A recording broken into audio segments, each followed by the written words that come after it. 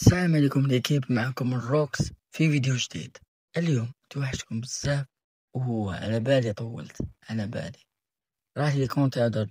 اليوم الموضوع تاعنا حول بوجمعة الدهزة. هذا الموضوع أثار الجدل في الجزائر في السوشيال ميديا. بوجمعة طاح في يد السلطات واعتقلاته وعنده 3 تهم: جناحات عرض على جمهور محتوى مخل بالحياء، يطلع مع البنات غير محتشمات يعني ماشي لابسين مليح، تاني علق تبييض الأموال، الناس تبعت له دراهم وهو رسول فيهم، ولا حديث سوشيال ميديا اللي يقول باللي بوجمعة عاقل ما على بالوش ولا ما شافش لي لايف اللي راه يدير فيهم. وهو من اشخاص اللي راهم ينشروا انحلال اخلاقي في السوشيال ميديا. كاين واحد الفيديو دوك تشوفوه واعطوني رايكم في لي كومونتير.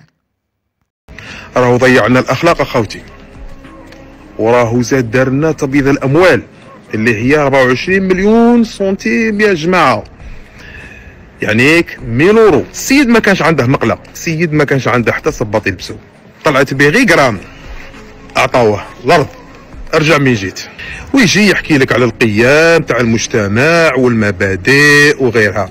انت في ميزك هذا الكوميسار اللي دفعه عند البروكيرور، في ميزك انت عنده قيم.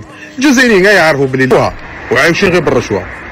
البروكيرور وكاع عندهم الفيلات وعندهم دراهم وعندهم شكاره وعايشين غير بالرشاوي. تبقى في القاضي اللي غادي يشارع له، اذا كان وليد فاميليا، اذا كان ولد ناس، اذا كان فيه ذره خير، غادي يفهم لا سيتياسيون تاع هاد الرجال.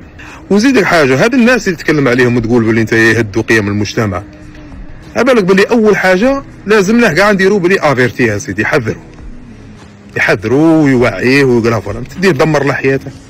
دونك هذا غادي كي يخرج من الحبس كازي جوديسيير موسخ، واش غادي يخدم؟ هي اوتوماتيكمون غادي يولي يبيع الصاروخ ويبيع الزطله وتدمروا له حياته. الجار هذا عمره ما شاف الحبس كي داير، جايبه وانت تقول لي باللي تبييض اموال تاع 24 مليون اللي هي 1000 اورو، مع انكم تعرفوا باللي ولاد العصابه في كلوب دي بان هذه 24 مليون يتقهوا بها الصباح، تا واحد ما شافهم. انتوما خير العارفين، وانا نعرف وانتوما تعرفوا شكون هما لي تيك توكر تاع الصح اللي يبيضوا في الملايير الممليره.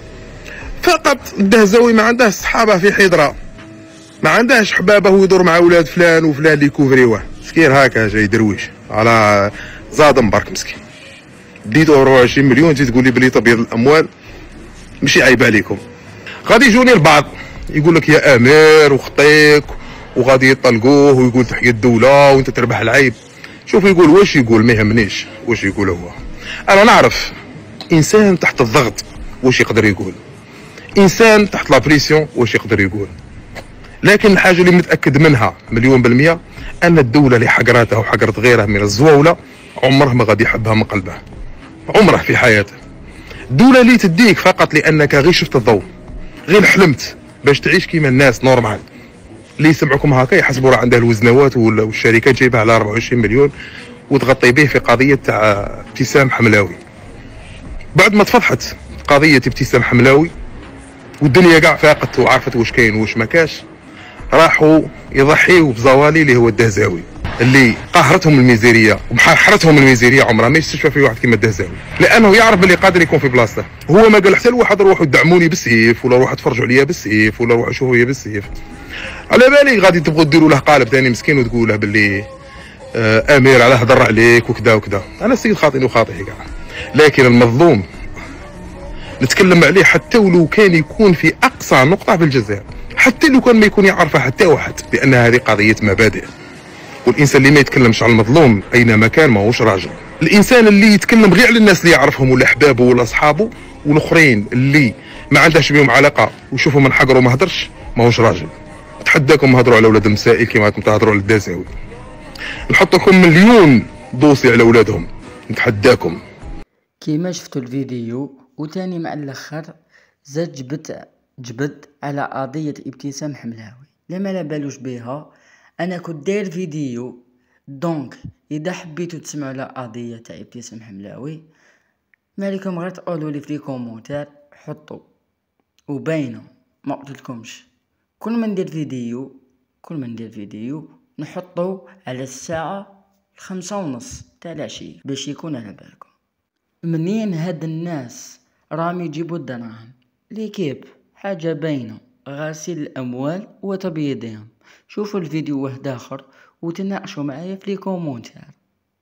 يعطي للعاصي فرصة أن يتوب. الله يمهل ولا يهمل، لكن الإنسان ظلوم جهول. هذا كما راكم تعرفوه اسمه بوجمعة الدهزاوي، كان يطلع في اللايفات مع النساء ويعرض مشاهد مخلة على الجمهور الجزائري. للأسف كان يشاهده الكثير من الناس من فئات عمرية مختلفة، والله عز وجل قد توعد بعقاب من ينشرون الفواحش بين المؤمنين. قال الله سبحانه وتعالى: إن الذين يحبون تشيع الفاحشة في الذين آمنوا لهم عذاب أليم في الدنيا والآخرة والله يعلم وأنتم لا تعلمون. كثير من الناس نصحوا هذا الإنسان لكنه تكبر ولم يعدل عما كان يفعله من منكر وإشاعة الفاحشة بين المؤمنين. اليوم وجهت له تهم، من بينها نشر مشاهد مخلة على الجمهور، وأيضا تهم تبييض الأموال، وهذه عبرة لمن يعتبر. المهم كيما شفتوا في هذا الفيديو قال لك نصحوه باش يحبس الانحلال الاخلاقي هذا، ما حبش يحبس ورد روحه متكبر وقاعد يبيت في الاموال.